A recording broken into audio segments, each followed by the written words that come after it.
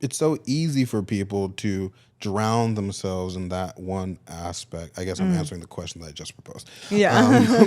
Answer it. Yeah. No, yeah, like people drown themselves in that because they're trying to access the nature of what eroticism is, the vitality, what it means to like be alive. And it's funny to me because when you stop using physical intimacy as the term, when you stop using sexual intimacy as the term, sexual energy as the term, you just like like what is actually vitality? Let me look at the definition right now, so so it actually like means something. What Let's is vital? The capacity to live, right? The capacity to live and develop, the vigor, your vigor for life. Yeah. Right? Yeah. Your reason for existing. Like you wake up in the morning ready to go. Yeah. That's vitality. That's eroticism. Yeah. And that can be cultivated from so many different avenues that is not just reduced to like sticking a penis in a vagina.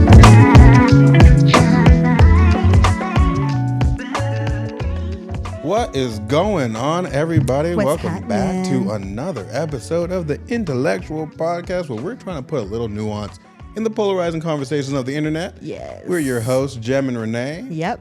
And we're here. We're talking about some cool things. We're wrapping it up. Yeah. A moment of silence, play the little sad music. Tiny violin. Tiny violin for a little series. Yeah. First series of the podcast, and we are a little attached to it. Yeah, it's our first baby. And I think you guys may have heard the growing pains. We really like kind of fleshed out the type of podcast we were trying to be through this little series. Yeah. And on the back end, it was really good for us. And then on the front end, it became what you guys are listening to. And wrapping it up is like, I'm feeling a little sentimental. I'm not going to lie. Totally. That shit's kind of crazy.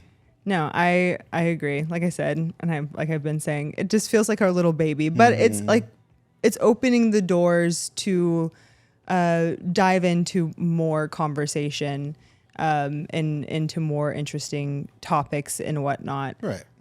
More things that I think are interesting about interpersonal dynamics and relationships and expanding on that. But I think this was like the perfectly good foundation to start us out. So like we're not having, like now we can reference ourselves when we're talking about things instead of like bringing in a bunch of, well, I heard this from here and then on TikTok and all this. Like now we can we said things and we have things to say on this. And it kind of being an introduction to the way that our brains work and our perspectives on relationships and dating for like the audience to kind of have an introduction to us. I feel like this was like a really great framework to do that. So I agree. Yeah. So now the door is open. The opportunities after this are endless. Yes. I'm excited. But we still have to wrap up this. We still have to wrap this. We still have to do this episode. It's not over. Not yet. Yeah, exactly. That's not what we're saying about it. But so what are we actually talking about? Today we are going to wrap it up by talking about cultivating intimacy in a relationship. Yeah.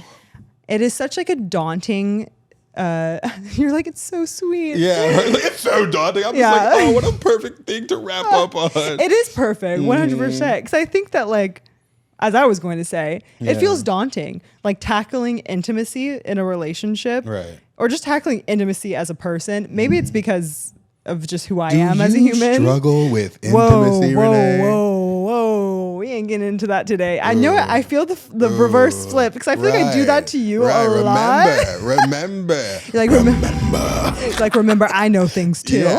Yeah. I don't use it against you because I thought we had, you know what I mean? But nah, see, what are friends? That's what friends are for. Oh my God. Yeah, okay. I'm going to skip over that. I feel attacked. But intimacy, like, I feel like it's like, because it's always talked about, it's kind of this like thing that floats like, oh yes, intimacy is so important. And, it's kind of hard to tackle that then when you're like with a person, you're like, let's be more intimate. Let's connect more. I feel like we're not connecting. Yeah. It's like, all right, what do we do? And granted, changes from person to person. And that's also like the hard part. But it changes from person to person, but unlike like relationships that are so variant, intimacy looks like something. Yeah. Right? It totally. There's a universality.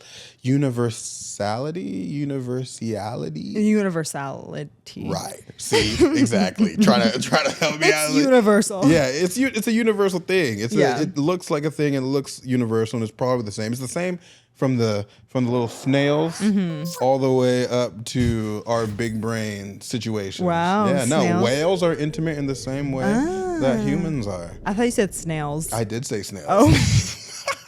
I'm also pulling that out of my ass. I don't know if that's true, but it sounds right. It feels right. It feels, you know what? Run correct. with the king. Run with it.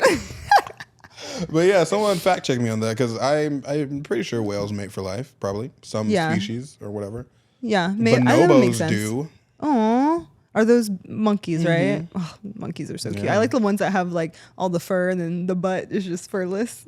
Baboons. Yeah, they're little Purple butts. butt ass. You and asses. Whatever. Moving right along. But yeah, no, I think it looks like something, and This is true. There are certain features and factors that you should be looking out for to know if you are achieving intimacy. Yeah. And if you are achieving something very different. And if you do achieve something different, please. Yeah. I'm curious. What are you doing? What path did you take? Yeah, please. I must know. No, this is very true. It does. It's the same feeling, you know, even like within, and then when you see like people who are like really well connected, and you know they have like good intimacy, and they're like, you can sense that. You know what it actually looks like? What?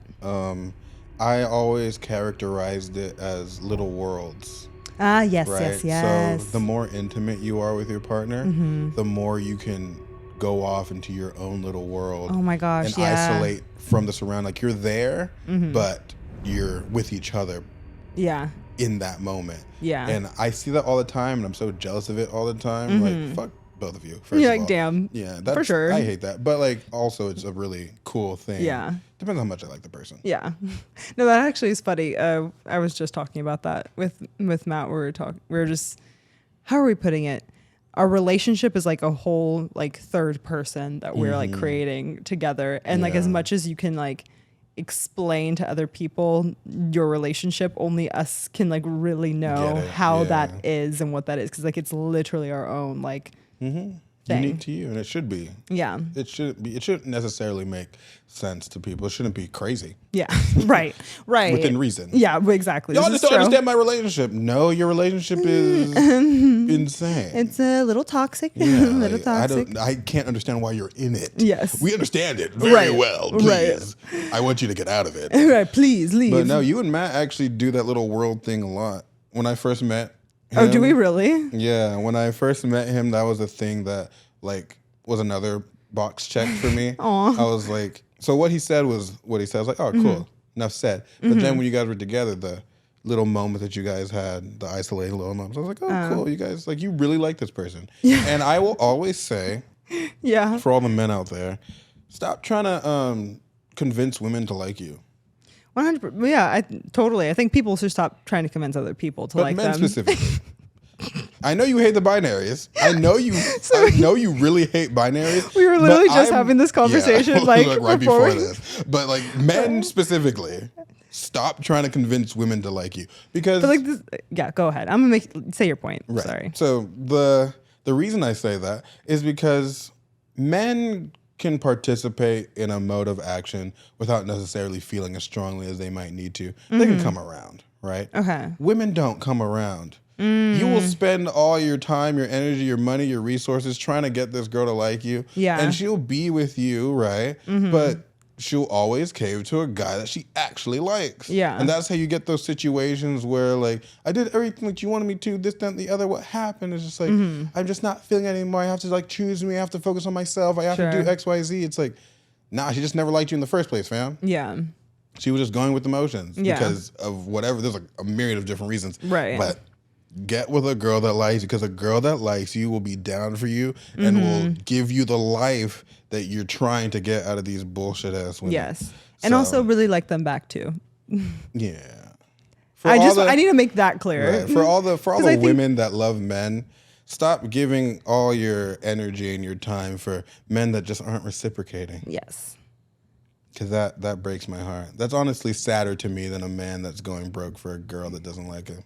I in general just don't like seeing. I think it's very devastating to see like someone take advantage of someone's like feelings and their generosity because of that, and their like the things they do because they care about you and really like you and are really into you, and you, especially if it's like you don't like them as much. Yeah. That hurts me for both parties. Yeah. You know what I mean? For me, it's always like I participate until I know that they like me more than I'll ever like them. Yeah. And I stop. And then you dip. And you know what? For sure do that. As long as you step away once, you know, because it's understandable. You maybe not know at first how much the feelings are, but once it becomes aware their feelings are more than yours and you never want to be in a relationship with them or whatever, just leave them alone. Yeah. Honestly, just leave them alone. That's but what all I if have to they say. don't want to leave you alone? Right? No, right? I still think set the boundary. Don't interact with them. At what point does it become the individual's problem for their Block interaction them. with you? Why? Because you don't want anything from them.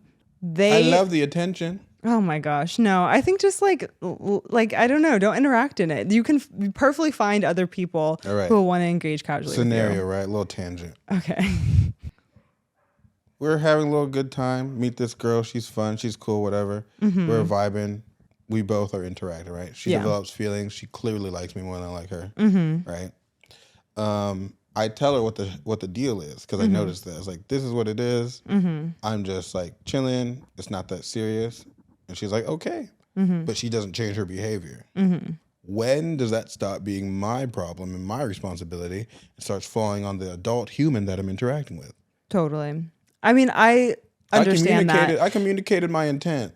But that is what I'm saying. Like, that's not exactly what the scenario that I'm talking about, right? And even within that scenario, at some point, I just don't understand how that can be like fun or like, I don't understand how that can be fun when you are having someone like pine after you. You're constantly having to like put them at bay.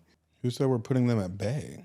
It just feels like you're taking advantage. You are. And like, especially when you become cognizant of that fact that you are taking advantage of someone who continues to then engage in that. Because don't get me wrong, I have dated guys in the past where like I could sense that they were definitely into me more and I kind of interacted in it a little longer than I wanted to. But eventually, no matter how much of the attention that I enjoyed, I did not enjoy the fact that because I became so aware of that fact that I was never going to be at the same point in my feelings as them. I was taking advantage of their kindness, of their attention. And like when I'm robbing them of the opportunity to move on and go find someone who's going to reciprocate that energy.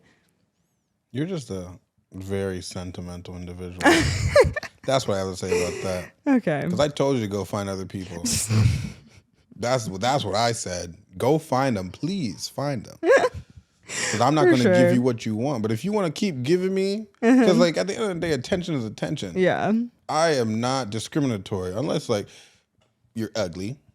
In which case, I don't want that attention. No one should want that attention. It is what it is. Like if I'm not attracted to you. Yeah. I don't want your attention. Fair enough. But like if you are attractive enough for me to want your attention and you're giving me your attention without like any limits, and I told you what the situation was, and you just want to keep doing that. I'm not asking for it. I'm not demanding it, and you just want to keep doing that. That's on you, fam. Okay. Because I'm not talking to a child. You're a grown-ass person. You're 25. You're 27. Yeah. Why do I have to care about like what you're actively choosing to do? I told you what the deal was. I just don't know it's more so like, why would you want to continue interacting in that? Because I like attention. But you can get attention elsewhere. But I can get that attention and keep this attention. Oh my gosh. You are attention whore. Yeah. Okay. 100% attention slut. Yeah. Call it what it is. Oh my god. And I don't care. Oh my god. I do not care. That's on them. Or less aggressive. Like all jokes aside. Yeah. Right? All jokes aside. I do find it like that's something that I'm always asking myself. Right? Yeah. I find myself in these situations a lot. Yeah. Actually, for what it's worth, and I'm always curious. Like, I usually end up doing what you are saying. Yeah. Right? You know I do. Yeah. But it's like, how, like, why should I have to do that? Is this really my responsibility? And I'm always grappling with these ideas in my head. Right. Because, like, I personally just don't know. Like, Mm-hmm. for the sake of just, like, morality or just, like, not wanting to deal with drama or whatever, I default to what you're talking about. Mm-hmm. But at the end of the day, like, How much is it your Yeah, responsibility? it's really not. It's like, it's really not, but I can't separate myself from my actions in that. Yeah. So, I don't know. I'm not sure. Why don't you tell us what the question of the day today is? I mean, that's a great question. Yeah. That's a great question. Or the concept of the day that you are bringing to the audience before we get into the episode. My question was simple, and I thought it was going to wrap up the series before that little tangential situation. But Yeah. I guess it kind of applies, right? So, what does what did I say? What does relationship mean to you? Mm-hmm. Yeah, what do relationships mean to you? Why do you pursue relationships? What are you trying to get out of it? Yeah. And has this little outline of what relationships should look like helped you in any way, shape, or form? Yeah. Oh, yeah. That's a good add-on to that. I agree. Let us know. Let us know in the comments. Has it added any clarifications or? Has it helped you like think about things? What has hearing this done for you? Yeah. I like that. Did I you like that hate a it? lot. Did you think it was useless information? Let me know that too, because then we can try again. Oh, God. Right? I don't mind negative feedback. No, me neither. It's just the way that you said it. Was this useless information was this to you? useless for you? Yeah. No, but that's also. And if I heard it, would be kind of useless for me, but that's because I already know it. Oh my God. That's why I'm here talking about it. Exactly. It's always good to like, even like when I listen back to our episodes, like it's nice to listen to because then it kind of just jogs your brain and then you kind of go down paths. That's why I enjoy listening to podcasts in general. Yeah, same. I don't think our show would be useless. Yeah, no, I don't think so either. We would not be here. Well, yeah, I mean, it's good that we don't feel that our shit's useless. Like otherwise that'd be kind of. Why are you here? Why are we here? Exactly. Yeah. But, But I think also too why we decided to cultivating intimacy, that's what we're going to be going into today. That's a big, as much as what we talked about last week in terms of like negotiating your terms of what you want from a relationship and all that kind of stuff. Intimacy is also a huge component of that needs solid foundational work. Right. That you should enter or start from the jump of entering into a relationship as much as those terms of relationships. So these two concepts kind of as a way to close up and send you off on this perfect relationship that we have created. Finishing with the most aggressive concepts. Exactly. And two, we between and on the back end, the way that we characterized these ideas was we compared it to building a house, right? Yeah. And I think we mentioned that in one of the episodes too. So yeah, we have.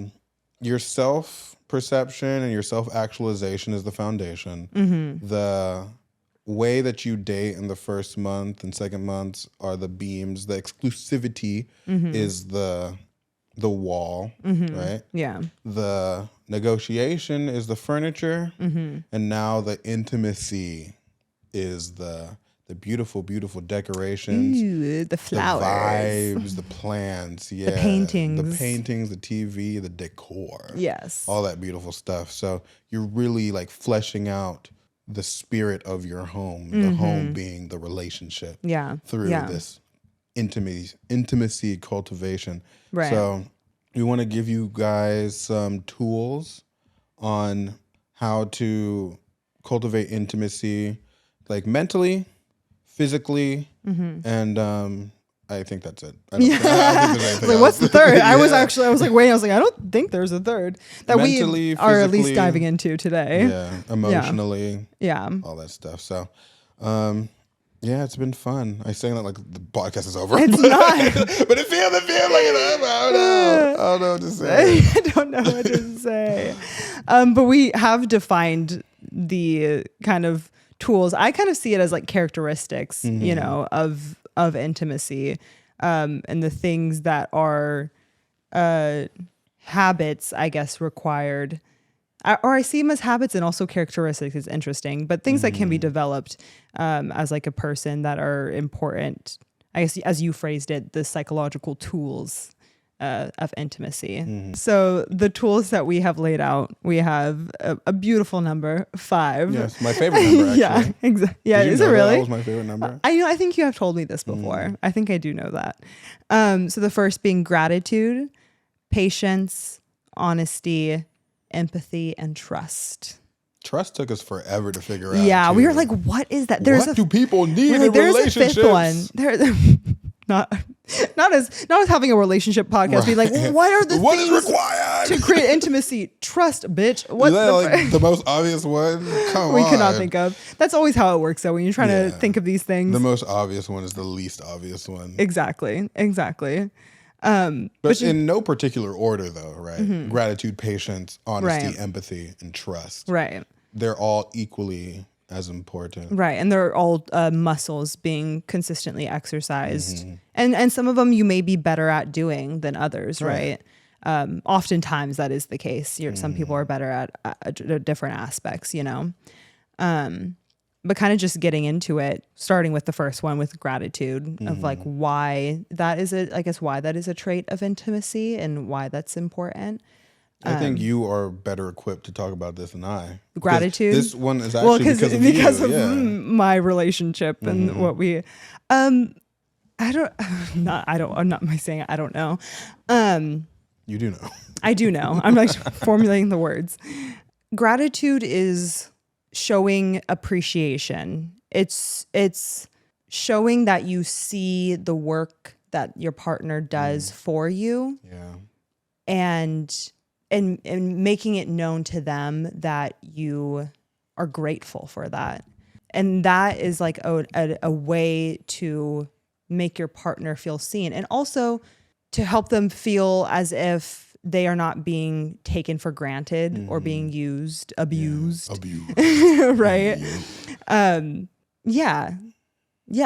You know, it's because then without that, you're just kind of doing these things and no one's kind of recognizing the other. Also, it's also a way of communicating to your partner that you do appreciate these things. It's something that does make you feel loved or et cetera. So they're like, oh, it's like an affirmation that these like, oh, you are doing, I don't want to say the right thing, but this does make me feel good. And I do appreciate confirmation that you're on the right track. Right, exactly.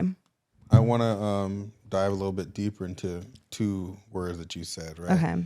Making them feel seen and recognition. Yeah. Right. Because like we were saying this entire time, relationships are a lot of work. Relationships are hard. Yeah. How, and just like think in your own life, the things that you've been doing that you have to do for yourself. Yeah. And how hard it can become. Like there's some days that you just think that the entire world is against you because you've been working so hard in silence and it doesn't seem like it's going anywhere. It doesn't seem like you're producing what you want to produce. Right. But you still have to work hard and there's like no support there. Yeah. Imagine doing that for another person and having a similar situation. Yeah. It's exhausting. It's exhausting. And right. it's exhausting in the sense that you doing this for the other person, even though last episode we're talking about doing it for yourself, right?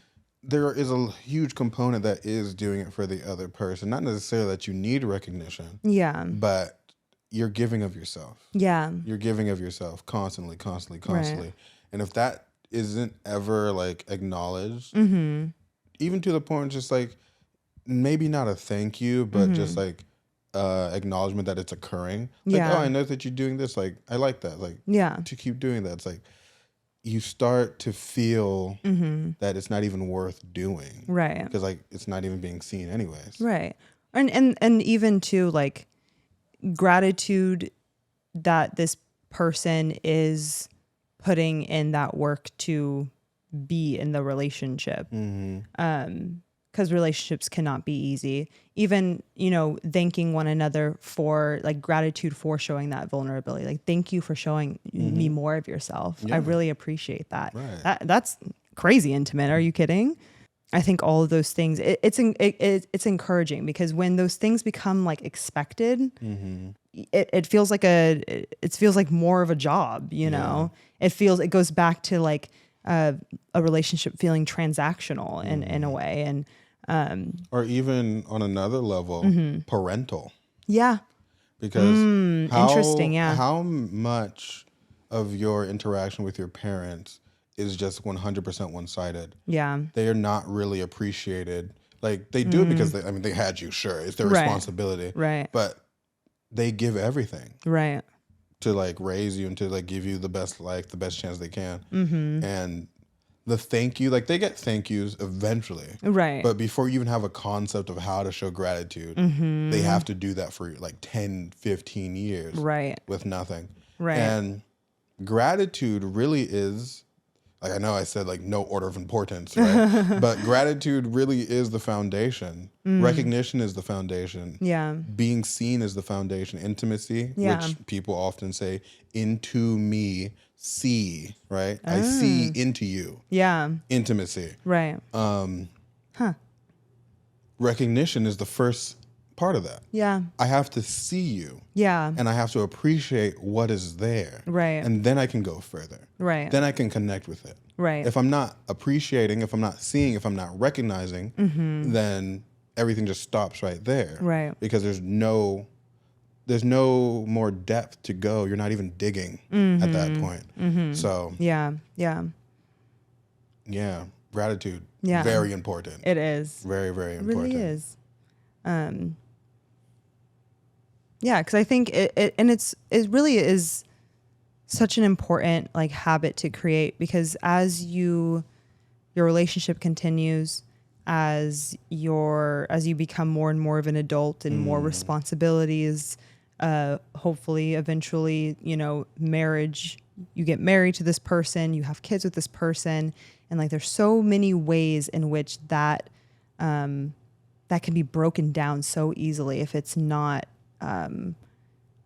like just heavily like I forget, I'm trying to find the word, but just like really present in the relationship from the beginning, and there's like conscious effort to make that very present from the beginning, because you know 15 years down the line, 3 kids, you guys are both working, all these things going crazy, you know, you're doing so much for one another, but worlds are not crossing, and like that is a moment, that's a way to like reconnect, being like, hey, I see you, Right. you've been working really hard, you've been, you know, I've noticed like you've been taking care of the kids and been having issues or whatever, I see you, that's important, and showing that appreciation, that gratitude for that person. I think it's very impossible to give the necessary effort without mutual gratitude, right? Yeah. Like we were saying before, I think this is a great time to talk about 50-50 Yeah. and why 50-50 just does not exist. Yeah. Tell us, Jem. I have a qualm with the whole narrative around relationships are 50-50. And Yeah.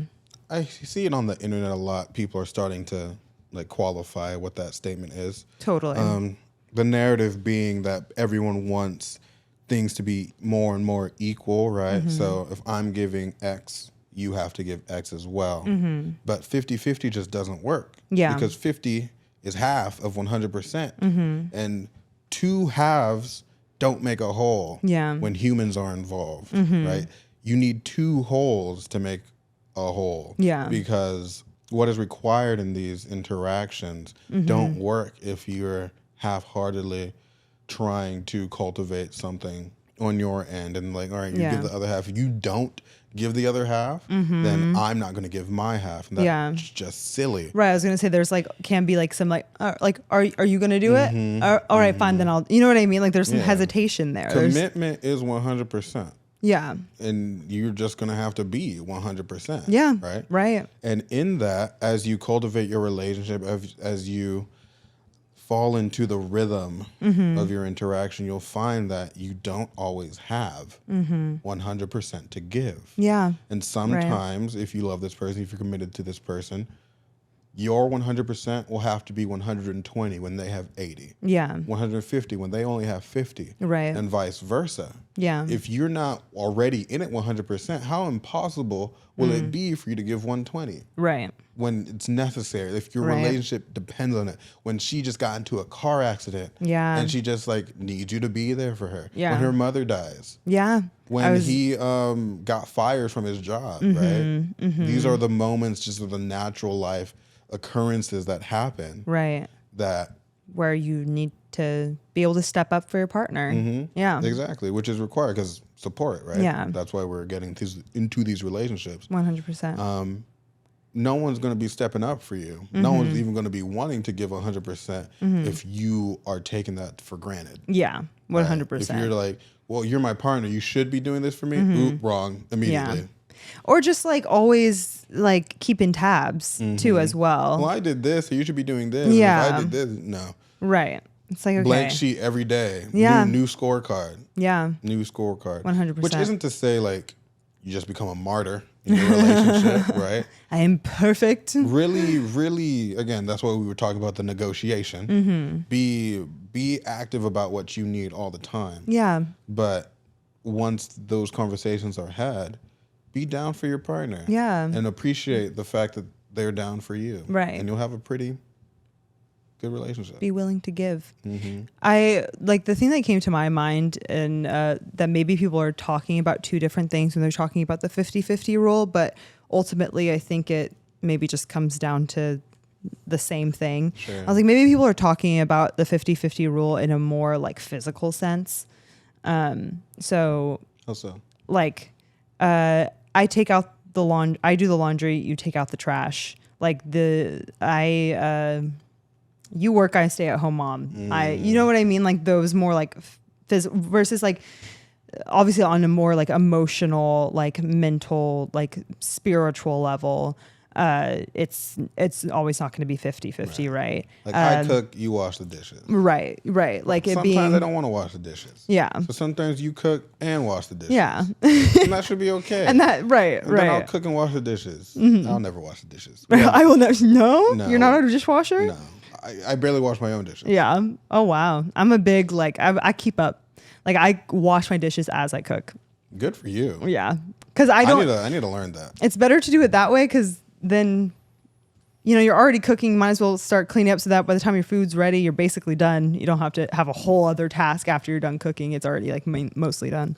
Anyways, yeah. So I wonder if it's like, and I don't really see this discussion on the internet too much before you brought it up to me. Besides like seeing like Michelle Obama's interview talking about, she had mentioned this.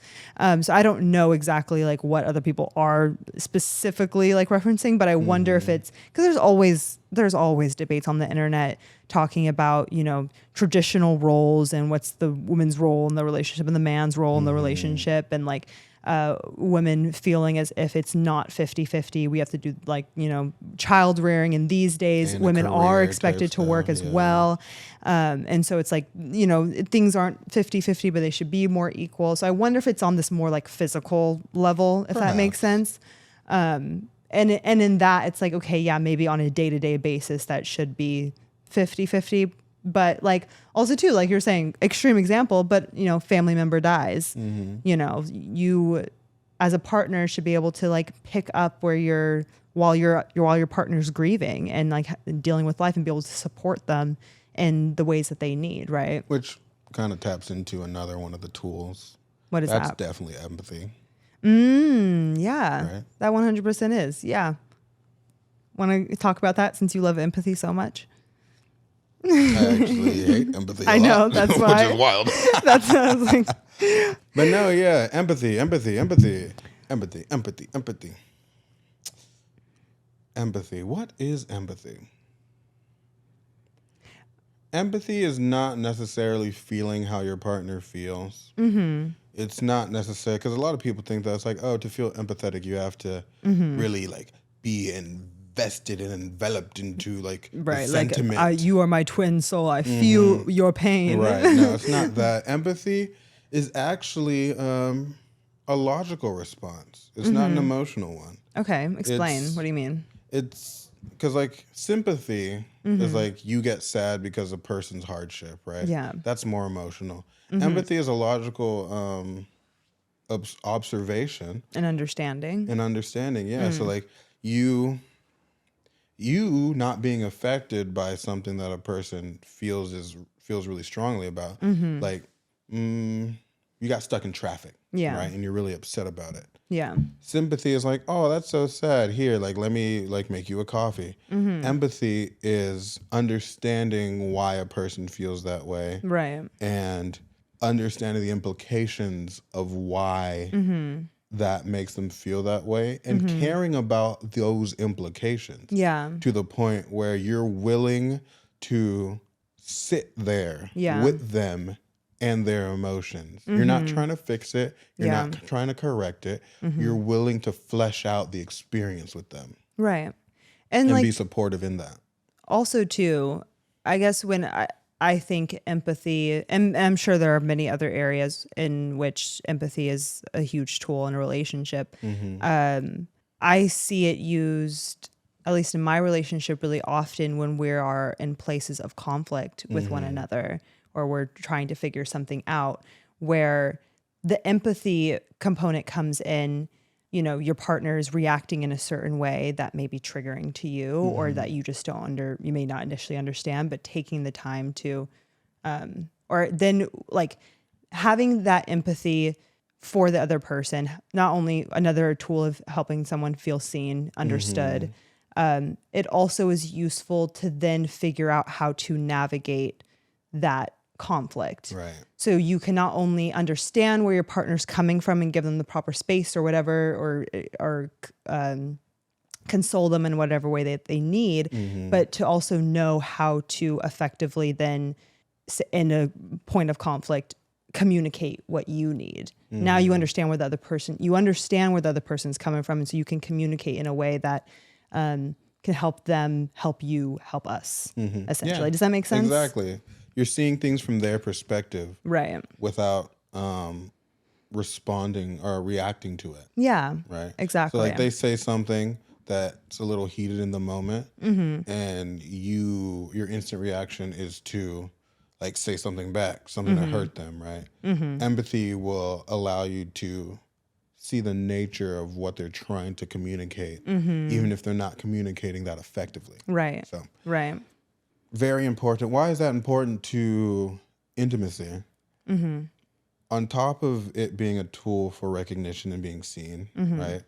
Feeling understood Yeah. by your partner, Yeah. and then supporting your partner in that understanding cultivates a type of connection that is unique to the two of you, right? Yeah. So that empathy that's unique to your partner and that type of connection is the literal point of why you decide not to see other people and you focus on one person, right? That understanding and that support is literally what you're cultivating. Yeah. No, this is very true. 100%. Yeah. Next one. For sure. I didn't have anything more to say. Which is fine. Patience. Patience. Such an obvious one. It's such an obvious one, but it's tough. To be patient? I guess what I had said at the beginning. It's a virtue. What do you mean? Yes, it is. Why'd you find that so funny? I don't know. It's just funny. Oh my God. It's a virtue. What do you mean? But what I had said earlier, right, when I was like before like listing these things, it's like characteristics of intimacy, and some of them come more naturally than others. Sure. Patience for me is a hard one. Why is that so hard for you? I mean, even I had my rant last week or the week before on the podcast. I get really like frustrated with like if I understand something super quickly. And I don't always understand things super quickly. So I expect patience from other people. You need yeah. I require people. it. I demand it. Right. 100%. But when I kind of understand something or super quickly, then I just want to move on, you know? Or honestly too, it is like an avoidant tactic as well. And impatience because you don't like let's just move on and like be done with it. So there's like impatience in that versus like Not maybe it's wanting to actually really necessary. sit with the feeling and stuff like that. Exactly. Maybe it's necessary for us to sit and really delve into this conversation or this topic or whatever. Yeah, going back to episode 3, right? Conflict. Yeah. Conflicts are necessary. Right. And they're necessary not because they lead you to a certain outcome, but processing those feelings together in the moment is what really deepens your connection. Yeah. Right? Yeah. Because you can give a person the inner depths of your soul and they can respond and react to it. Yeah. But if they still choose to be with you, it's really, it's a positive impact to your understanding of this type of connection. Right. So if you're so quick to not want to feel uncomfortable, just want to rush through it, you're missing the entire point of having that conflict in the first place. Right. Which is why patience is required for intimacy. Otherwise, it isn't. Patience allows for, for you to sit in whatever uncomfortable feelings, also to appreciate and enjoy moments as well. Because to cultivate intimacy requires a lot of sitting together and oftentimes silence together. Yeah. And oftentimes isolation, which if you are an anxious person might sound like... This sounds horrible. It sounds like torture to me. No, exactly. thank you. It might sound torturous, but it's like, no. Meditation, right? The tantric meditation, not to really get into that right now. But that really focuses on breathing together and just like being 100% present for like 5 minutes. Yeah. And if you go find a partner and sit with them and just stare in their face in silence for 5 minutes and feel how long that feels. Yeah. And understand very quickly how much patience you actually have, right? Yeah, patience like is a I don't know exactly how to put it, is like a component of like being present or like as an indicator of presence with your partner, and that being why it is here on our list of like intimacy of an intimacy it's characteristic. So easy. It's so easy to dismiss patience as just something that you need in a fight or when you're experiencing some negative reality that your partner's giving you, like, oh, she's being annoying. Right. Let me be patient because it's like, but it's so much more than that. Yeah. Right. It's so much more than that. I think that it's like if empathy is the tram, then patience is the railing. Interesting. Because or like the cords that the tram is like connecting. You know, like the buses in LA that like follow the little line. Yeah. Yeah. Patience is the line.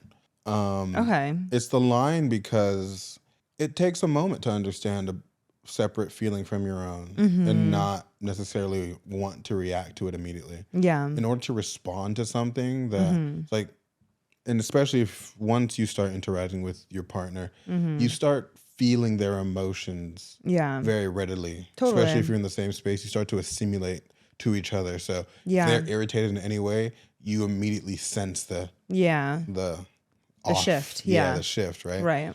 To be patient when that's a very uncomfortable feeling for you is what enables you to actually understand what's having them feel that way. Totally. Patience is required first before you can be empathetic, before you can have that empathy. That is very true. Patience even facilitates empathy. Right. Because if you are trying to not feel uncomfortable by whatever's bothering your partner, and like you were talking about this a lot, some of the earlier issues that you guys were having was that I don't like you feeling uncomfortable. I'm a fixer. I'm a man. I want to fix this, and I don't like this being bad. Like I don't want to make it seem like it's my fault. Yeah. Let's get through this. Tell me what it is. Let's go. It's like right. I just need a moment. Yeah. Right. Exactly. Breathe, fam. Totally.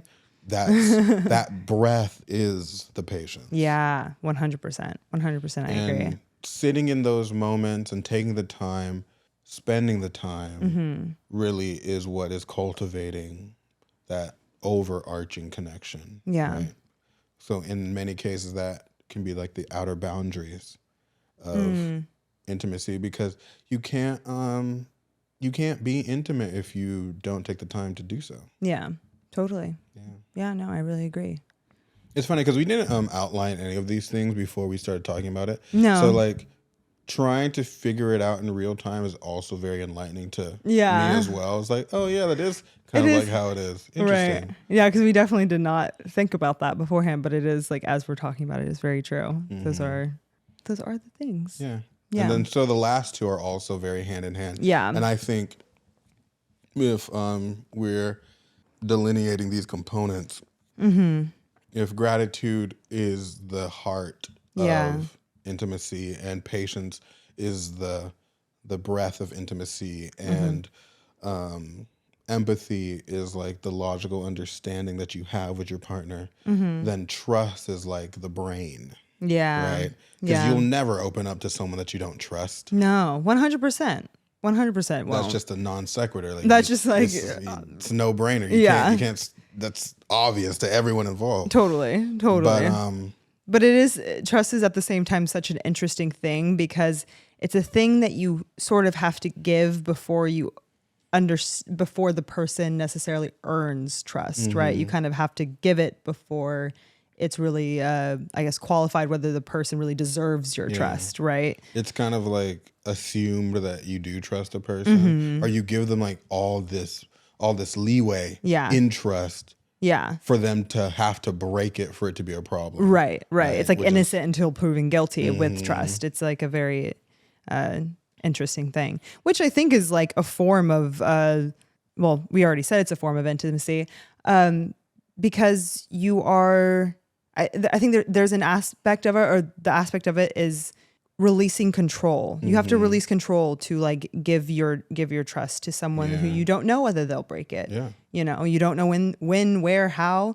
That's the risk of relationship. Exactly. And to me, what that sounds like to me, the immediate thought that I go to is it's the doorway to vulnerability. And what is more vulnerable than leading with some idea that is like the truest aspect of who you are? Yeah. And risking everything in the process. Totally. Right? You don't get anything from giving someone your trust. Right. But you risk literally everything that embodies heart-shattered, trust. Yeah. Emotional trauma. But you have to give it first. Yeah. Before you can benefit from it. Right. Yeah, which exactly. is insane to me. And if that is the first vulnerability and the most important and most significant vulnerability, then everything else comes after that. Yeah. Yeah. I agree with that. I agree. And then leading right into honesty.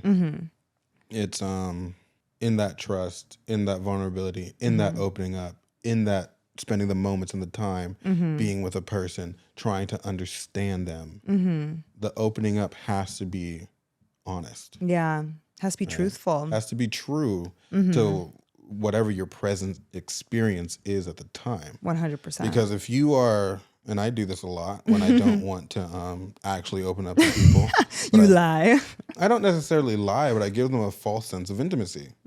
So it's like I'm not necessarily being dishonest. Yeah. But if you're not being completely honest, you're not being honest at all. Right. Right. And for your partner that you're ideally trying to spend the rest of your life with, to rob them of your deepest self, to not actually open up and be honest, is doing your own self a disservice, because you're invalidating the very structure of the achievement you're trying, or the goal you're trying to achieve with this person, by being in a relationship with them. Right, exactly. Right? So why wouldn't you want to lead with honesty? I don't know. No, 100%. It's foundationally, like now you're foundationally unsound because you are not leading with like with truth. Right. You know, now you have to keep up these lies and and these a facade or whatever. And in the same vein too, if you're leading with like this trust, like maybe you don't want to tell them everything all the time because you're like learning how to open up to them and stuff like that. But leading with trust and having that vulnerability is it helps, or honesty helps that trust grow, right? Because if you are being authentic and being yourself and leading with the true things that actually affect you and that actually mean something to you, how they respond to it will instantly validate the thing that you want validated, which is going to develop that connection, which is going to help you feel seen. Yeah. Which is going to give you that intimacy that we're trying to cultivate using these tools, right? Right. No, 100%. It affirms that, okay, this is real. This person is person that they say they are. I can open up to them in the way that, I don't know, whatever. Yeah, no, I 100% agree with that. And in that opening up, the gratitude helps a person feel seen, that they're even making that effort to open up to you. And you start to see how all these tools start circling each other. The circle starts going, the wheel starts turning. Exactly. Yeah. Exactly. No, it's very true, and I'm glad those were the 5, but I'm really glad we broke that down. We broke that down from the jump because it's a thing that's always talked about, and whatever. Intimacy, you immediately go to physical intimacy, and it's something that you have to learn as you start having serious relationships with people. That intimacy is not just like this physical. It just does not exist solely in this physical space. It is also existing in this emotional and mental and spiritual state as well. So I'm glad we broke that down, because it can be, because it's not the first thing that people think of and the first thing that I guess society or we socially really talk about initially.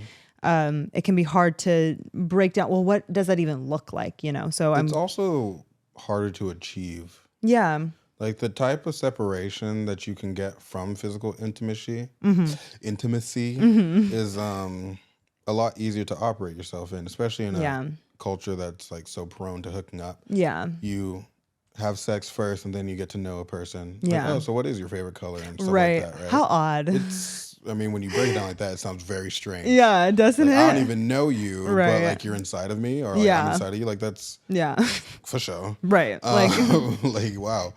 To the point where you don't even know how to cultivate the other side of what intimacy is. Yeah. Such that I would argue you can only experience actual intimacy, and the physical will be so much better when you can achieve these 5 situations and deepen that connection to the point that we're 100%. aspiring to. 100%. You elevate the physical intimacy the moment that you elevate the emotional and the spiritual as well. 1000%. It doesn't make any sense to me why hooking up is a thing. If that is the 10,000 times better when you're emotionally connected. How did we get here? Yeah. I don't know. People are, because there's a physical element, because there's it's not external, but bodily external, it exists outside of the mind. There's an aspect of it that exists outside of the mind. People like avoiding their minds. AKA people are horny. Exactly. They want physical pleasure only. Give me the physical pleasure. There's more to human interaction than just fucking. Which is funny, because the next section that we have is physical intimacy. Yeah. Which is equally as important in a relationship. Totally. As the psychological. But I will say that physical intimacy isn't just intercourse. No. Which a lot of people fail to understand. Yes. Break it down for us. Tell us it's not just intercourse. What does that mean? It means that we have to expand our definition of what sex is. And I like using the term eroticism. Yeah.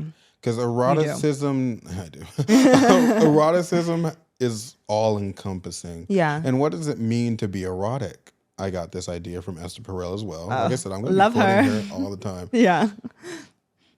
Eroticism and the erotic has to do with feeling alive. It has to do with vitality. It has to do with you're tapping into the essence that gives your existence meaning. So why do people making babies? I mean, is that what it is? No, I'm reducing it. I'm not talking about the biological imperative at all. Okay. When I talk about that. What I mean is that sexual energy tends to touch on the reason why people exist.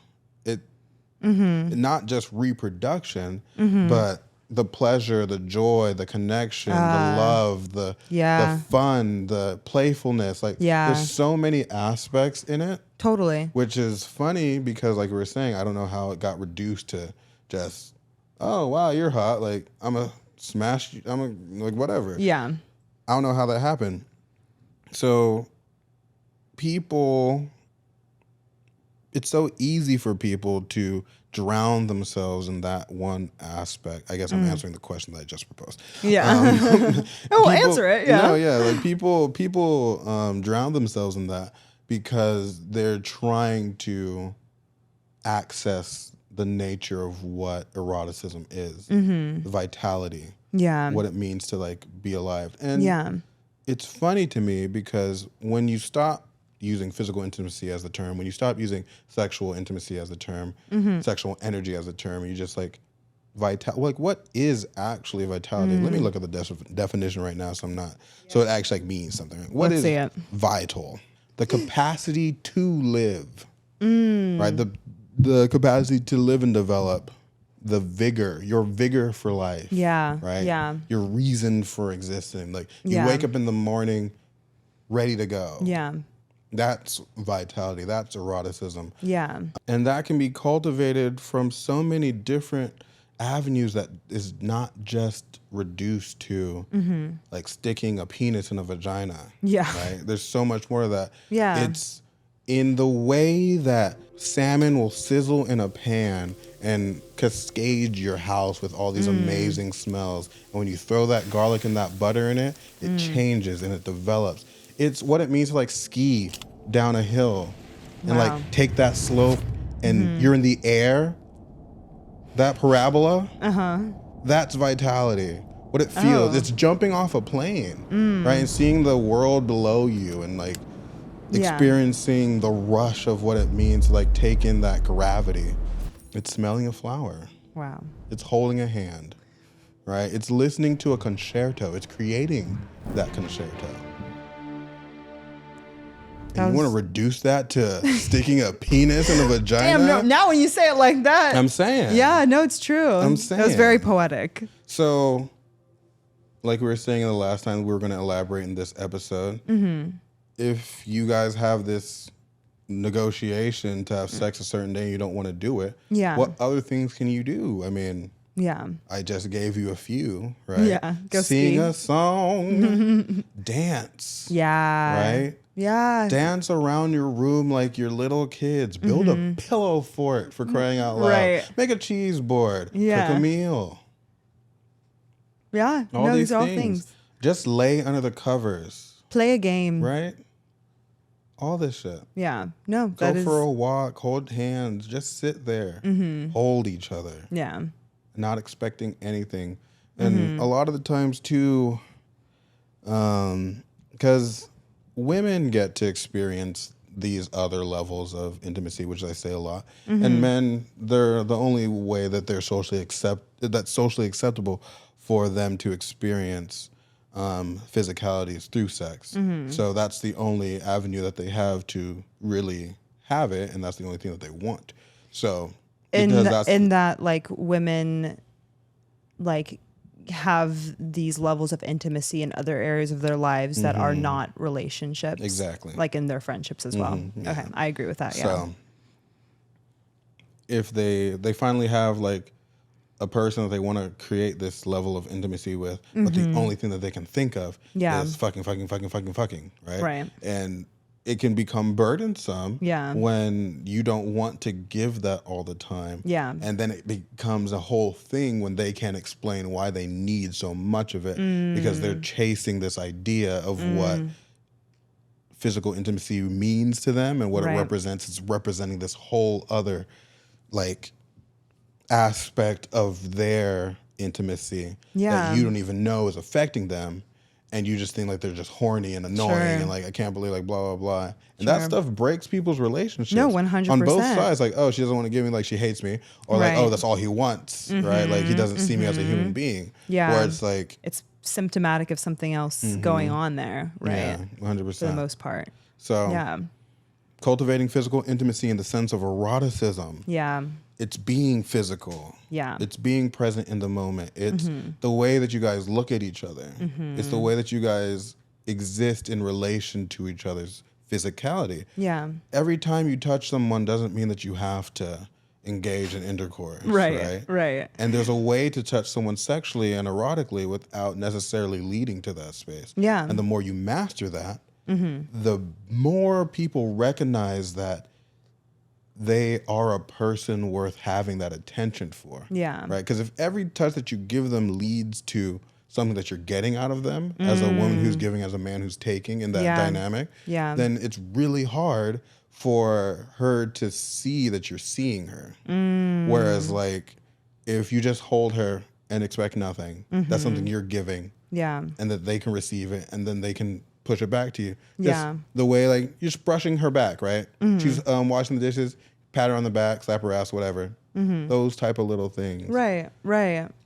No, shit like that. My rant is over. You obviously do a really good job and have a really firm grasp on this, on these concepts. And I always love hearing you talk about it because I feel like I learn something every single time.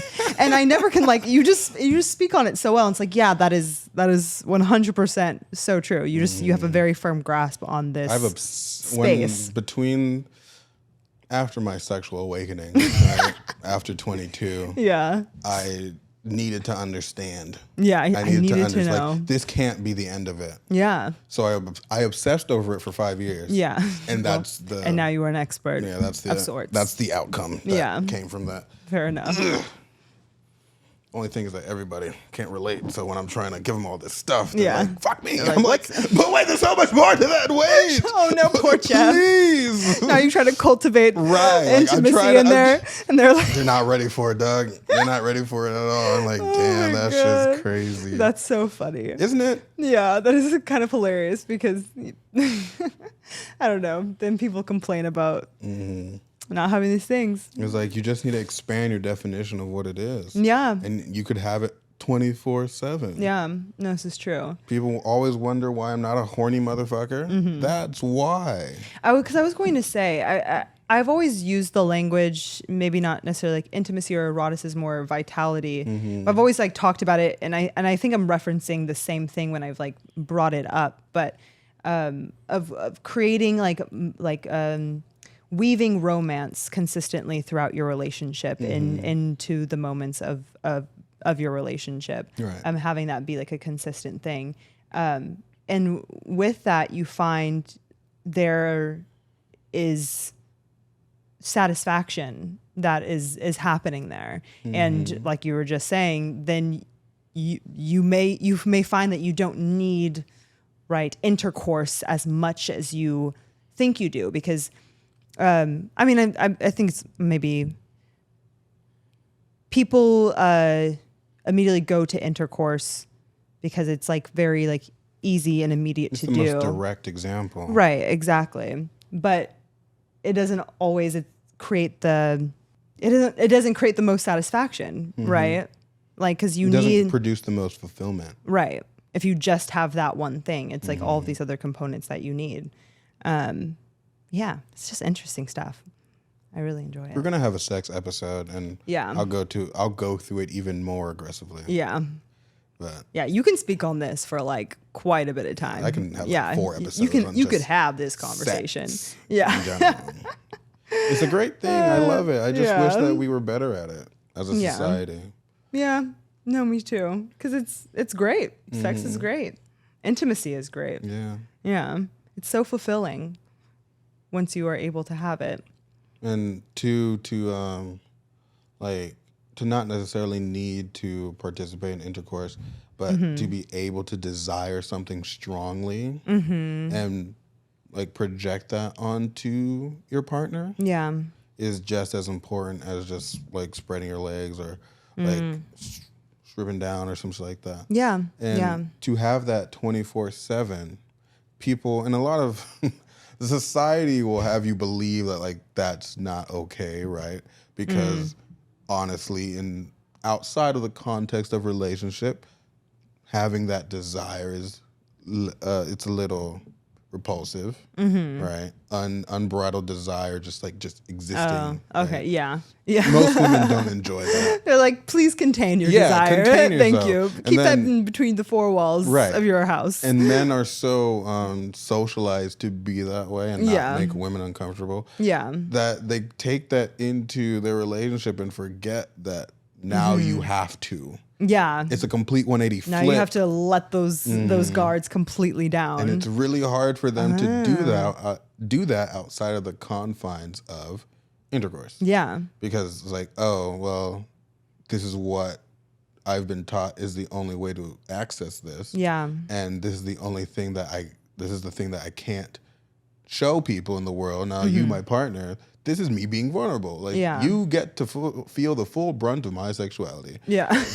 And the girl When you was say it like that, this sounds like a superpower. Right. No, it's like, this is not what a girl was like, this is not what I wanted. Yeah. Like, Right. Like, whoa. I wanted to be desired, but not like this. This is overwhelming. Crazy. Yeah, it's a lot. Yeah. It's a lot. And then on top of that, too, in most relationships that I've experienced, people talking to me about, most men are not giving their girlfriends the full brunt of their sexuality. Which is why you get the very common situation of them getting escorts and that's a common situation. more common than people would like to believe, right? Okay. They get escorts to fulfill a lot of their sexual fantasies and their sexual blockages that they don't even feel okay giving to their wife because they want to protect the sanctity of their relationship, and they don't think that their wife can handle the extent of it. And then there's a whole other layer of in that intimacy and the death of sexuality. Yeah. But that's not what I'm talking about right now. Right. But that is that is what happens when these components that we talked about earlier of trust, empathy, honesty, patience, and gratitude, when those things aren't interwoven in your physical intimacy that you have with your partner, then things like, oh, I have this fantasy that I want to act out sexually with my partner. You don't have the space and the safety and the comfort to kind of open up that conversation and develop your physical intimacy in that way with your partner. It then becomes stagnant because you can't talk about those things. You can't talk about the way that you want to be pleased, and it becomes really awkward and painful. So no one wants an awkward relationship. Right. And instead of engaging in that, you just pursue it elsewhere, whereas those levels aren't there. Right. For that, which is not the goal. Yeah.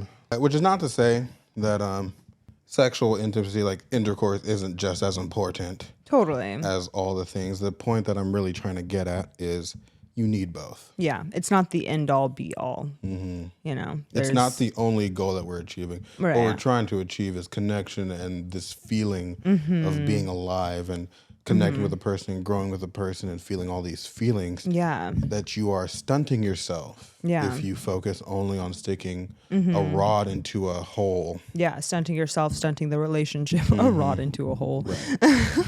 I'm trying to find it's a funny way to put it. Yeah. Or say it without saying the vulgar words. No. I'll say the vulgar words. Say what you mean. Yeah. Say what you mean. I'm not saying that because I don't want to say the vulgar words. Please, it's important to say the scientific terms, I think. Yeah, honestly, penis and vagina are not. That is what it is. They're not said enough. Yeah, Dick, pussy. I was being advocates. Right. We're very sex positive on this podcast. Yes, we are. We are. What do you mean? I say it like a joke, but it's true. We are. Oh my god, I'm dead. Oh my goodness. Oh my god. But yeah, I think what was it? Something else. Well, I don't know if we want to go into that next part, but it weaves into the characteristics of intimacy and also the physical intimacy. Curiosity. You were the one that had mentioned that of just outside of communication, that being a really important tool. And I don't even know if I see it as a tool. It's if you are invested and engaged and desiring to be in the relationship and your partner, you are curious about everything about them, I feel like. Yeah. No? Right? 100%. I agree. Yeah. I said it. I agree. Right. I said the single most important aspect Yeah. of a relationship outside of communication that I rarely hear talked about is curiosity. Yeah. Yeah. That is the foundation of, because contrary to popular belief, I'll say this, or we're saying these things as a way to get you, the individual listening, to practice these things and get to open up and be trusting and be vulnerable. But the easiest way to get your partner to open up is to want to know. Yeah. Yeah. It's very hard for people to just volunteer very sensitive information. I never do it. Right. And I especially hate doing it if someone clearly doesn't want to know. You immediately shut down. Immediately shut down the moment you sense that, you know? 100%. And curiosity curates the space that allows you the freedom to express what you need to be expressed. Yeah.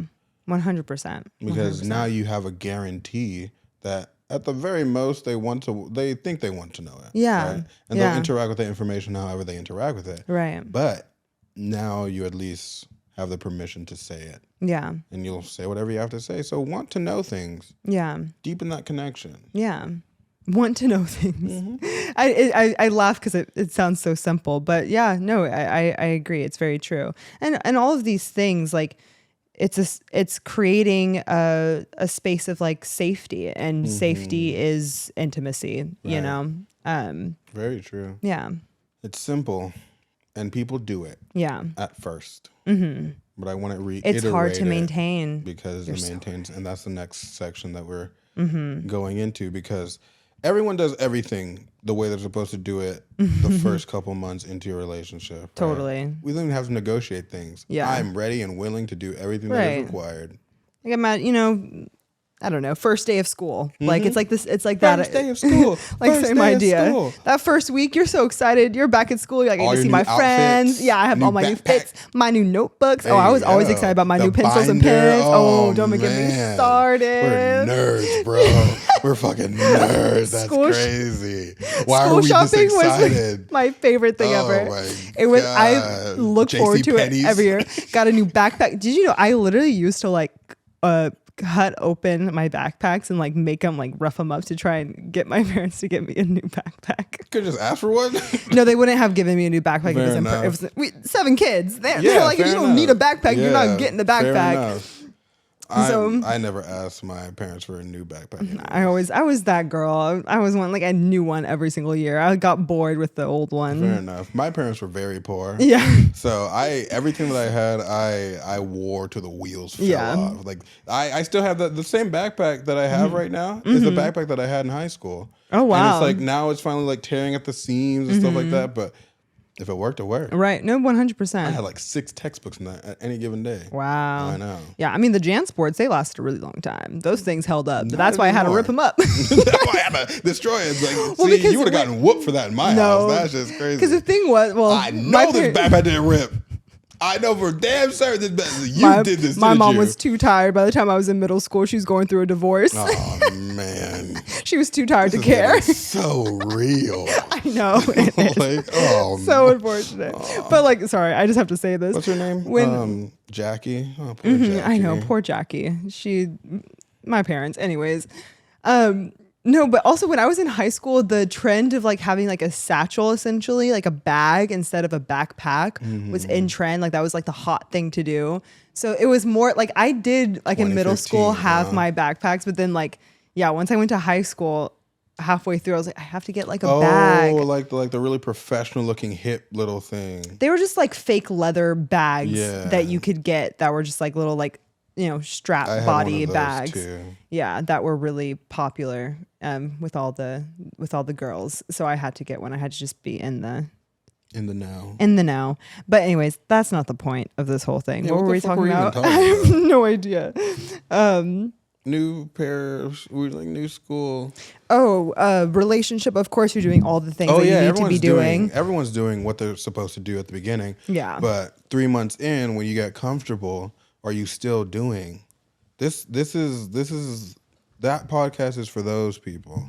Yeah. To reassess themselves, and Yeah. Be curious as the most important thing, as perpetual curiosity. Yeah. Never stop wanting to know. Never think you know enough. Yeah.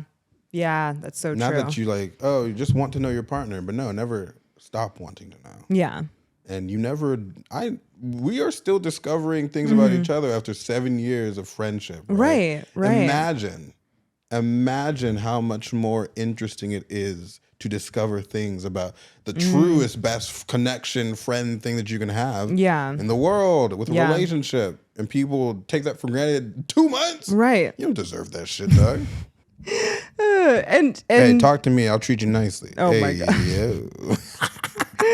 Oh my gosh. And well, because we evolve. That's like the nature of humanity is like evolving and growing. So, the moment that you stop caring to know, the moment that you start growing apart, you are not clued in, you're not tapped in, you're not on the same page. And eventually the consequences of that action is you grow apart. Isn't that crazy how if it's not constantly maintained, you instantly just stop? Yeah. Because, I don't know if it's like instant. No, but, it's instant. Oh, you think? I'm just going to say it because it sounds more dramatic. Okay. It's instant. It's instant because, and it makes sense that it's instant because you are, like I said, 3 paths. Yeah. The third path is only growing as much as both of you work on it. The moment one of you stops, it stops. Yeah. So of course you stop growing together. You're literally not. You're just growing on your own path because you have your own little individuation and your own life and shit like that. Yeah. You have to be an active participant in your relationship. Yeah. No, 100%. Oh my God, it's so daunting. Yeah, it sounds like a lot, which is why. But it also sounds so great and romantic. It does. Because wow, just like, I don't know. Sometimes I like, Matt and I are starting to get at a point in our relationship where we are like saying the same things at the same time. Oh, that's super cute. And like, just like in a way that we just were not before. We are like literally just like predicting each other's, like we're just Can I ruin that for you? Oh no. I'm gonna ruin it for you. Wait, can I say my cute thing first? Sure. Say your cute thing. Give me more things to ruin. Okay.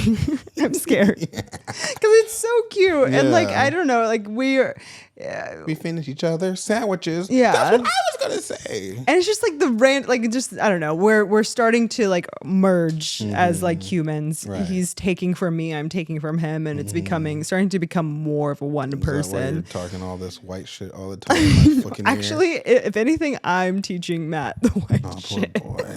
He Look how they massacred my boy. Yeah, no, he's funny. I mean, Matthew has a lot of black friends, so that's why he's with this shit. It's good for him. Yeah, so if anything, and you're ruining him. Why? Why are you doing this? I don't know. I'm more heavily influenced by white culture than I thought. It's my father. What can I say? I grew up listening to Nickelback, guys, and I'm proud. Yeah, she's proud. That's the thing. It's not bad enough that she has to grow up listening to Nickelback. She's proud of that. I love Nickelback.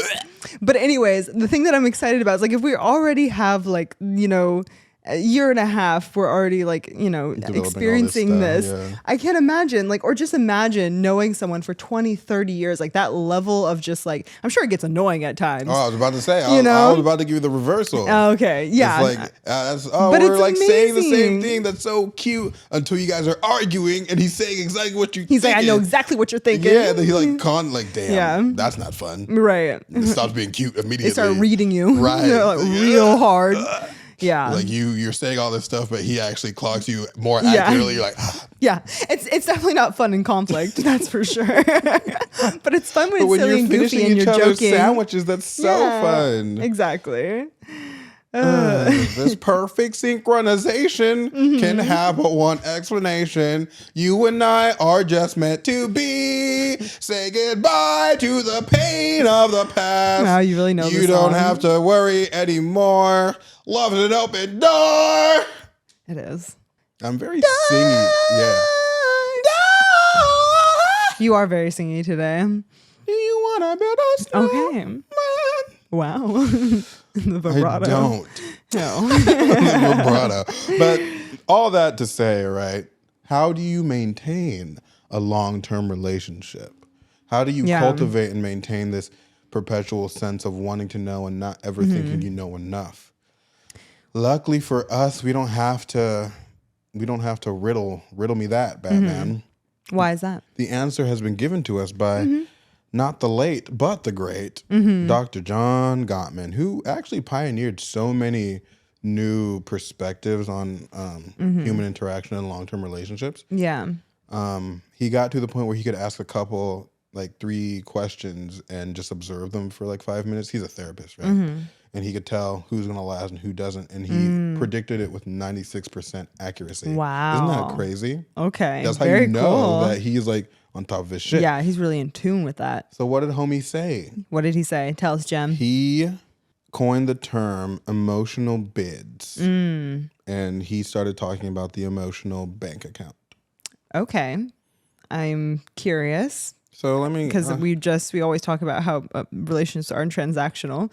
And but it's fun. Sorry, side note. It's funny how like relations aren't transactional, but there's always transactional words used to describe relationships. Because relationships makes sense. are transactional. Yeah. But anyways, Yeah. neither here nor there. We don't like to think about it, but it's true. The emotional bids and the emotional bank account. Relationships are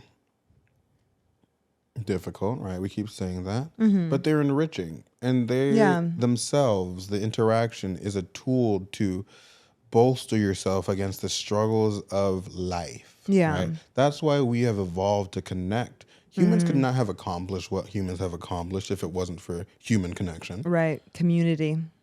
100%. I love that Support. show too. Great show. Yeah. Oh, I love Community. Community's So funny.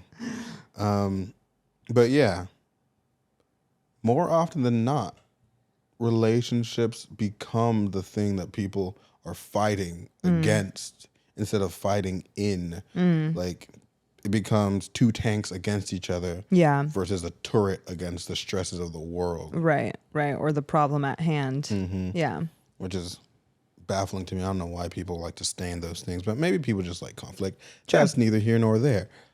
At the end of the day, emotional bids become... Actually, I wrote down the definition. So again, I'm going to give you guys accurate definitions this time because these are things that I'm not pulling out of my head. No reason to paraphrase. Right, exactly. An emotional bid could be a variety of verbal and nonverbal behaviors one partner uses to gain the attention of the other. Right? Yeah. So it can be as simple as sticking out your hand, and if you grab my hand, that is an acknowledgement of the emotional bid, right? Yeah. If you didn't, then I would put my hand back and I would take that personally. And I would take that to heart. Right. Immediately. And I would break up with you immediately. I would cry.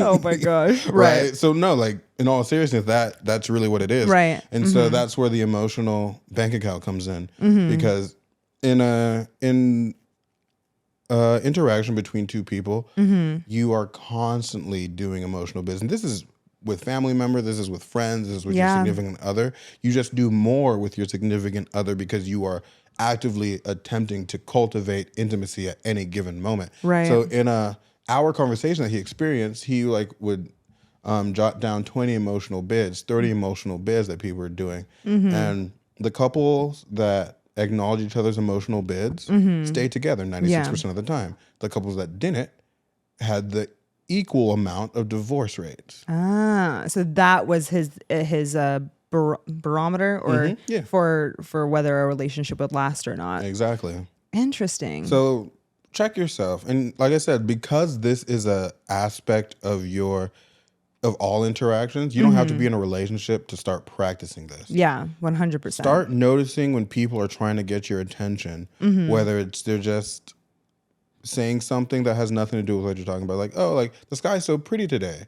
How do you respond to that? Are you immediately shutting them down? Yeah. Or are you opening up the conversation? Like, yeah, the sky is really pretty. Are you taking these types of attention grabs and using it as an opportunity to cultivate interaction, and cultivate connection, make somebody feel better about interacting with you? Right. Or are you shutting them down at every given opportunity? I have a bad habit of shutting people down for fun because for fun. And this is what I'm going to say, right? Okay. Because when you get to my level of understanding these terms and stuff like that, and just like participating in the psychology of it, you recognize things immediately. You know exactly what's happening. Right. So in that knowing, it gets really boring to always do the right thing 24/7.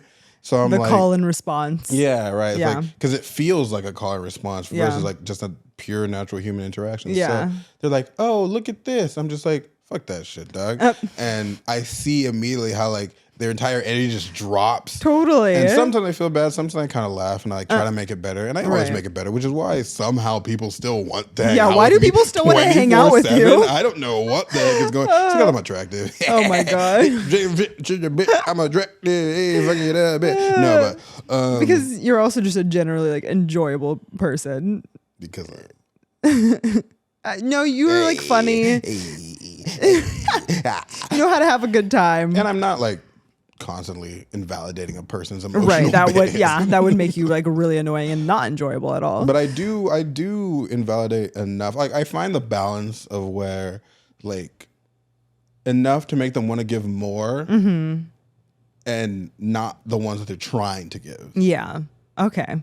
It's manipulative. Yeah, I know. kind of. I was gonna say It is what it is. It's a little bit of a We'll manipulation, talk but about my idiosyncrasies on a later episode. your I'm just telling you guys that proclivity to do such a thing. Indeed. Yeah. Monocle style. Yeah. But yeah. But no, it is true. Especially like in the examples that you give, it's like no one wants to be around someone who doesn't want to like have joy in their joy, you know? Right. And it's funny that as you were bringing up that example, I do remember seeing this video on TikTok. It was a while ago, and I think she's an actress, this Black actress. She's older. She was talking about how she was dating this guy, and they were in a car, and she had looked out, and there was this tree with these really pretty flowers on it, and like she was like. Or I don't know if it was a tree. I don't know if it was like she saw this bush. I don't know if they were driving. But Anyways, she saw a pretty flower. She saw a pretty flower. And she's like, wow, those flowers are like so beautiful. I love those flowers. And he just like looked at her and he was like, for sure. Like, I don't know. It was just like, it was very dismissive of it. And she just like, she said it in a very funny way, but she was literally talking about that exact thing. And it's like, yeah, no one like, you're not participating in my joy in any way. And it's makes me feel unwanted. You don't want to like hang out with me, like just like literally on like that basic level. Like, do you like enjoy hanging out with me? Right. And empathy can be extended to that because like we always want to say empathy is just like this heavy thing. We have to understand when people are going through some negative emotion. Sure. But it's also positive. Like 100%. Are you happy when I'm happy? Can we share in each other's like emotional I'm happy situations? because you are happy. Yeah, exactly. Yeah. I enjoy seeing you so like, excited I don't care right that now. you graduated, but like I love how much graduation makes you feel. Right. I love how much this means to you. Yeah, you know, exactly. So if you can't do that, you're just like a big downer, a big poo-poo head. Whoa, for sure. Yeah, I feel strongly about this one, guys. Disney Junior over here. Oh you my know what? God. You're okay. I'm getting annoying. Anyways, but like going back to the emotional bank. Right? Yeah. So no one does zero acknowledgement of an emotional bid because you wouldn't be able to be in a relationship if you lacked the ability to respond to people's bids, right? Yeah. But the bank account, Yeah. each bid that you fulfill is an investment in the bank account. And the good ones it's all goodwill, right? So it accumulates over time. Yeah. Everyone that you don't respond to is a withdrawal. Okay. So if the ratio is more withdrawals than deposits, your relationship is going to end. Because everyone needs this emotional bid acknowledgement. Yeah. So what is a person going to do if their significant other, isn't acknowledging their emotional bids and they don't know why they feel the way that they feel? Yeah. Right? They're going to seek this attention from somewhere else. Yeah.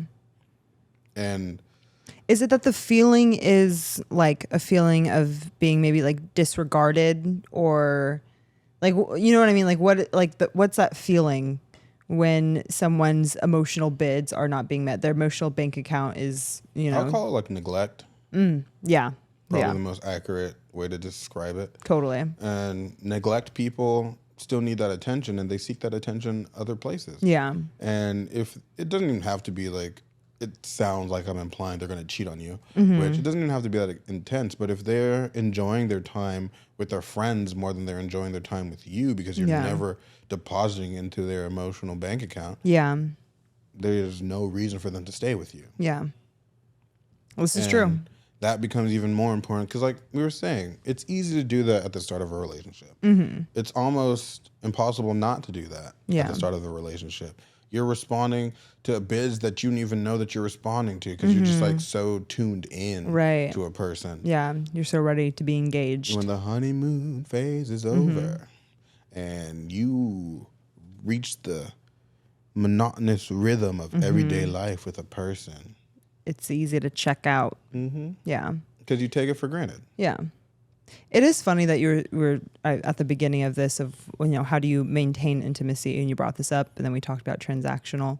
Because it's funny, as you're talking about this, like other ways that my brain starts thinking of where's the maintenance of like maintaining this intimacy? It's the checks and balances of within that relationship, the governing body being you and the partner, and maintaining checks and balances in order to maintain that intimacy, right? When things are falling off the wayside in these areas from your partner or from you, hoping that your partner, because sometimes you don't realize it, you know, you can get caught up in life, you can be doing your thing and don't realize you're neglecting your partner in certain ways, and that's completely normal. We're human, that happens.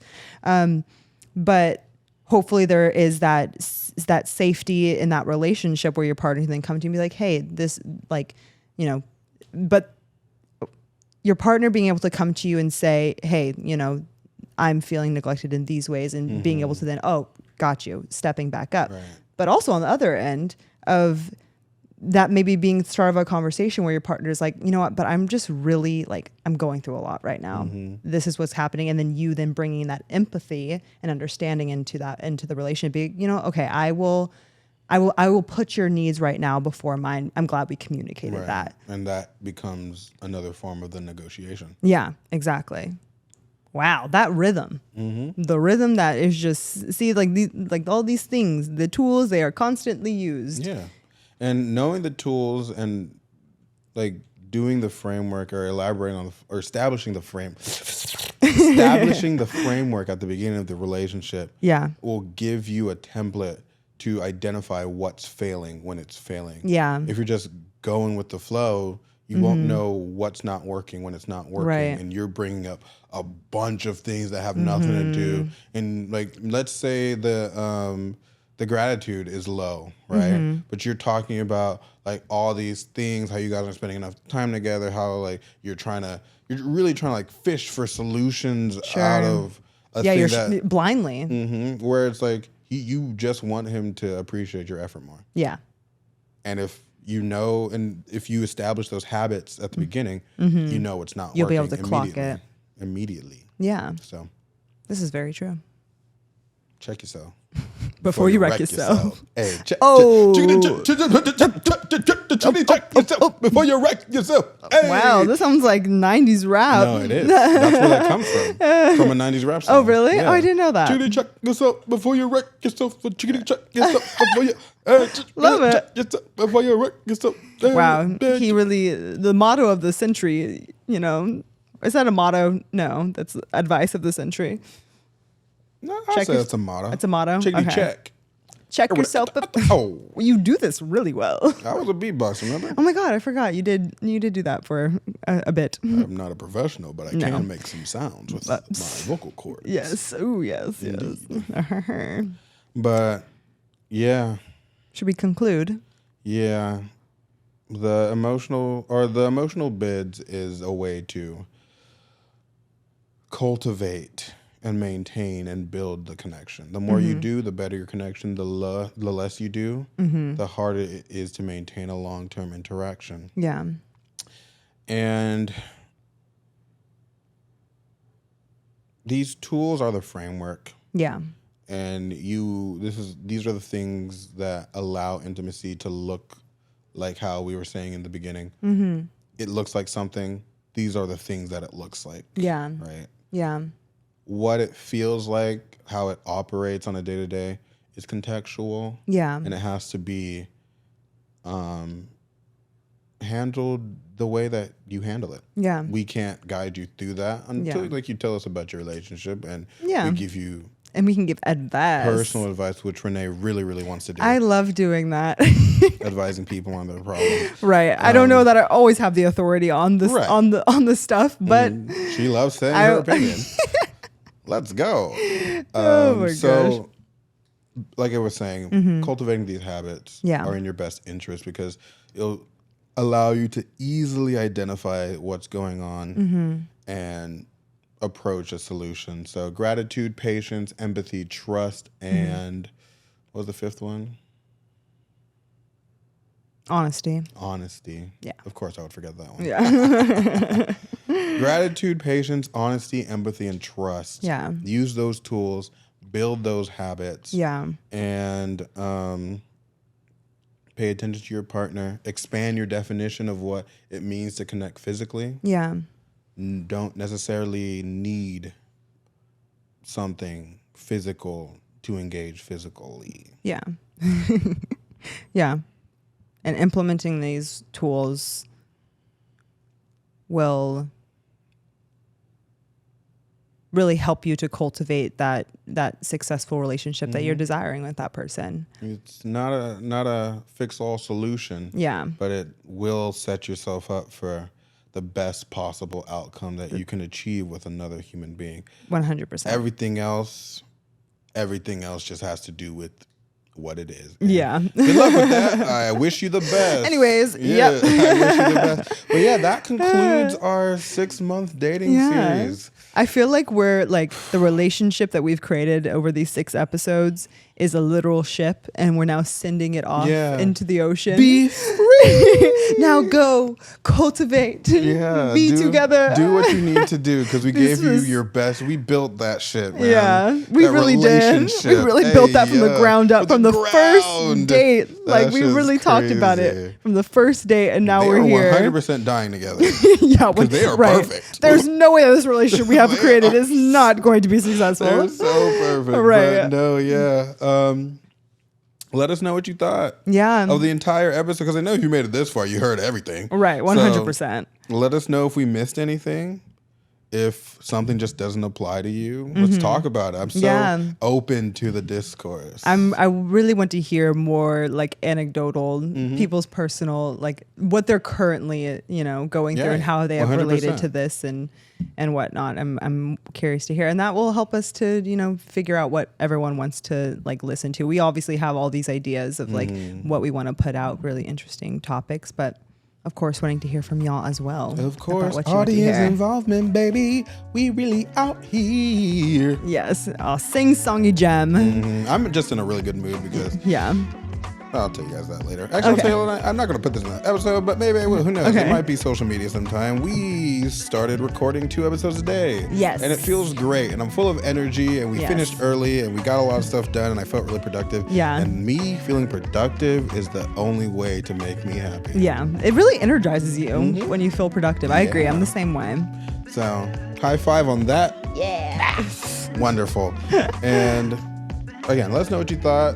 What was the question that we had today? Oh, like what do relationships mean to you? And did you find our breakdown of the 6-month template outline of dating useful, and will you use it moving forward in your relationships? Yeah. So curious.